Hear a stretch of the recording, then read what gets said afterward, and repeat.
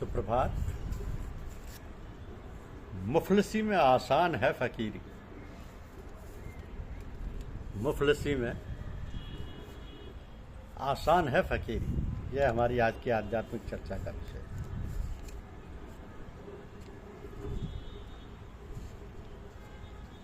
मुफलिसी यानी अभाव की जिंदगी। अभाव की जिंदगी के साथ साधना यानी तपस्या करने का भी एक आनंद है। जिसे यह आनंद आ गया वो उसे छोड़ने के लिए तैयार नहीं होता है।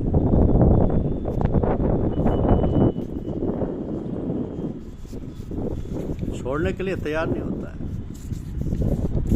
जब हम किसी व्यक्ति के मार्गदर्शन से किसी काम को कम समय में, कम परिश्रम तथा कम लागत में करने की सफलता प्राप्त कर लेते हैं, ऐसे तब हम व्यक्ति को उस कला का गुरु मान लेते हैं।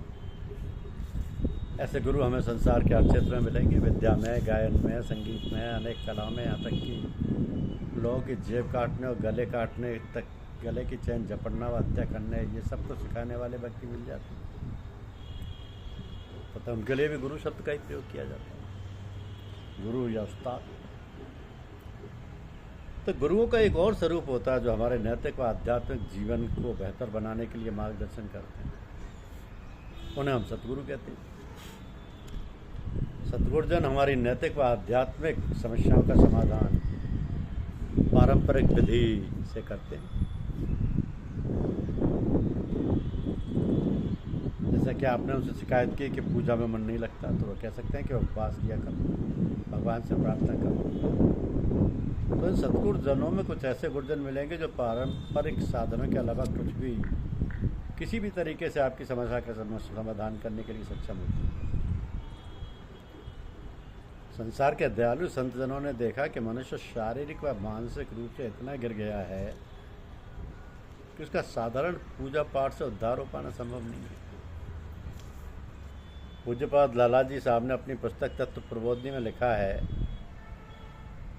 कि आपका यानी उनके सदगुरुदेव का मंशा यह थी कि गिरे हुए जीवों को और भूले भटके हुए संसारियों को उभारा जाए और उनकी हालत को संभाला जाए। आपका असली मकसद यह था कि जहाँ तक लोगों की अंदरूनी हालत न संभलेगी और उनकी आत्मशक्तियाँ यानी भीतरी ताकतों का उभार होकर वो जाग न जाएंगी और मन की ताकत का अजसरे नशो नमा न होगा, ना फूलेंगे, बुद्धि की सफाई होकर तेजी ना होगी, उस वक्त तक खाली पूजा पाठ व ऊपरी उपासना से काम नहीं चलेगा और बंधे हुए हैं जैसे वैसे ही रहेंगे। जैसे एक भयंकर रोग से पीड़ित मरीज को साधारण दवाओं से फायदा नहीं होता, एक व्याधि बस नर मरई ये असाधि बहु व्याध, उसे मूल्यवान भस्मों व रसों को दिया जाता है। उसी प्रकार इन गिरे हुए जीवों के उद्धार के लिए आध्यात्मिक रसों व भस्मों का प्रयोग करना पड़ता है, जिन्हें संतजन अपने को गलाकर तैयार करते हैं। इन्हें हम समर्थ सतगुरु कहते हैं। ये हमारी आध्यात्मिक व सांसारिक समस्याओं का समाधान किसी भी तरीके से करने में समर्थ होते हैं।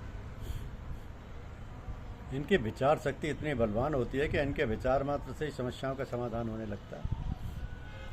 परंतु यह साधारण शक्ति संपन्न महात्मा जन अपने को छुपाए रखने की गरज से कुछ न कुछ करने को बता देते हैं। काम करती है नजर, नाम है पैमाने का। इसका एक बड़ा ही रोचक संस्मरण है कि एक साहब ने आगरा से हाई स्कूल की परीक्षा अच्छे नंबरों से पास कर ली। तब अनुभवहीनता के वशीभूत होकर उसे इंटर में पढ़ने के लिए साइंस और मैथमेटिक्स दिलवा दी।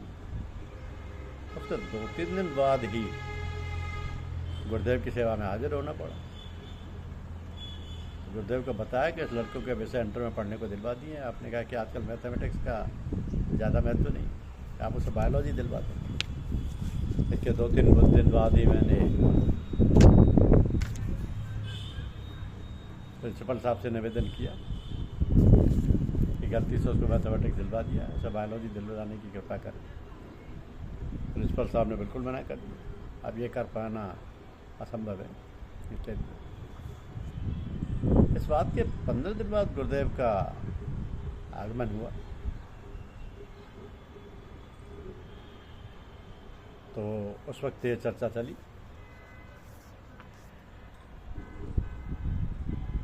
तो रास्ते से जा रहे थे, प्रिंसिपल साहब से मिलते चले ये सोचते हुए गए। उनसे अपनी बात की उन्होंने स्पष्ट रूप से मना कर दिया कि अब विषय का बदल पाना संभव नहीं है, कह दिया था। इसके बाद गुरुदेव के दर्शनार्थ अशोक नगर पहुँचे। वहाँ सुबह का सत्संग हो चुका था। आप एक कमरे में अकेले बैठे थे। जाकर जो ही आपके चरण स्पर्श किया, आपने फ़ौरन पूछ लिया कि लड़के का सब्जेक्ट बदलवाने के मामले में क्या हुआ। निवेदन किया कि अभी प्रिंसिपल साहब से मिलकर आ रहे हैं। उन्होंने स्पष्ट रूप से इनकार कर दिया। और आपने फिर पूछा कि अब आप क्या करेंगे। कुछ नहीं कर सकता, जो प्रिंसिपल साहब ने कहा है आपसे कह रहा हूँ, आप जो कहेंगे उनसे कह दूँगा। इसके बाद आप कुछ क्षणों के लिए मौन हो गए। पर बोले कि आप यही धोती कुर्ता पहनकर उनके पास गए होंगे, इसलिए उन्होंने आपको भगा दिया। पोशाक का बहुत ध्यान रखना चाहिए। आपने देखा महात्मा गांधी को शुरू में सूट बूट टाई बाई लगा के रहते थे, पर जब महात्मा हो गए तब एक धोती में गुजारा करने लगे। कल आप सूट पहनकर उनके पास जाइएगा और उनसे कहिएगा कि मेरे लड़के के भविष्य का सवाल है। इसके बाद आप एक जगह और गए। पोशाक के महत्व को समझाते रहे कि जब तक कोई महात्मा ना हो जाए तब तक पोशाक का बहुत ध्यान रखना चाहिए। दूसरे दिन प्रिंसिपल साहब के पास पैंट शर्ट पहन कर गए। नमस्ते कर पाए थे कि बोले, नमस्ते ही कर पाए थे कि वो बोले मैंने कर दिया है। अब एक दिन पहले जिनसे हम मिले थे उन्होंने साफ इनकार कर दिया था, और आज गुरुदेव से मिलने के बाद गए। तो समर्थ सदगुरुदेव की अलौकिक शक्ति का परिणाम था, जिसे आपने बड़ी खूबसूरती के साथ धोती कुर्ते से ढक दिया था। यही समर्थ सत्य गुरुजनों की कार्य पद्धति है। उनकी कृपा से आज वो लड़का चीफ मेडिकल सुपरिटेंडेंट के पद पर कार्यरत है। तो इन सज्जनों को समर्थ सदगुरु का मर्तबा पाने के लिए अपने को गलाना पड़ता है।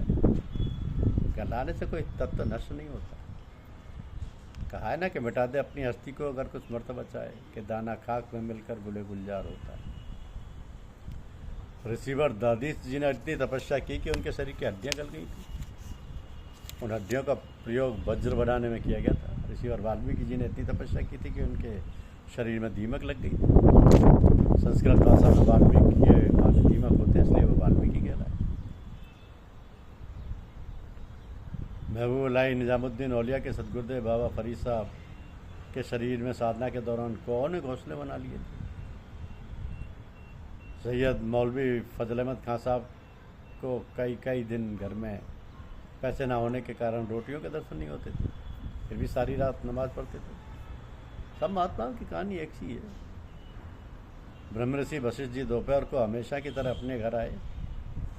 अपनी धर्मपत्नी देवी अरुंधति से भोजन व्यवस्था करने को कहा, और देवी जी ने पवित्र स्थान पर जल छिड़क कर आसन डाल दिया। एक पात्र में जल लाकर रख दिया। जब ऋषिवर ने आसन ग्रहण कर लिया तो उन्होंने एक थाली में 4 रोटियां लाकर उनके सामने रख दी।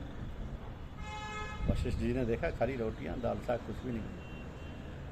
तो उन्होंने कुछ क्षण और इंतजार किया, फिर अपनी धर्मपत्नी से पूछा क्या आज दाल साग कुछ नहीं है। धर्मपत्नी के ना कहने पर बोले अच्छा कोई बात नहीं, थोड़ा सा नमक ही ले आ। इस पर धर्मपत्नी ने बताया कि आज नमक भी नहीं है। वशिष्ठ जी चक्रवर्ती राजा दशरथ के कुल पुरोहित थे। परम संत महात्मा रघुवर दयाल जी महाराज यानी पूर्व पाद चच्चा जी साहब को प्राय 12 वर्ष इतनी जिल्लत तिल्लत व किल्लत से निकालने पड़े कि उसे बयान कर पाना संभव नहीं। कई दिनों सारे परिवार के रोटी के दर्शन नहीं होते थे। कभी कुछ दाने भुने चने तो कभी कुछ भुने हुए आलू थे। केवल भोजन का दाल का सेवन करके दिन निकाल देते थे।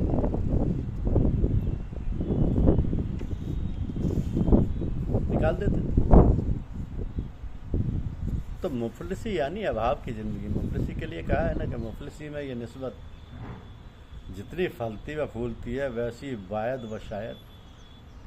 अमीरी में फ़कीरी का नाम मुश्किल है, मुफलिसी में फ़कीरी आसान है। मुफलिसी में फ़कीरी आसान है। हमारे ऋषियों मुनियों व बुजुर्गों ने ऐसी कठोर तपस्या करके अमूल्य आध्यात्मिक औषधियाँ प्राप्त की हैं, जिनके खुराक देने से मनुष्य के जीवन का कायाकल्प हो जाता है।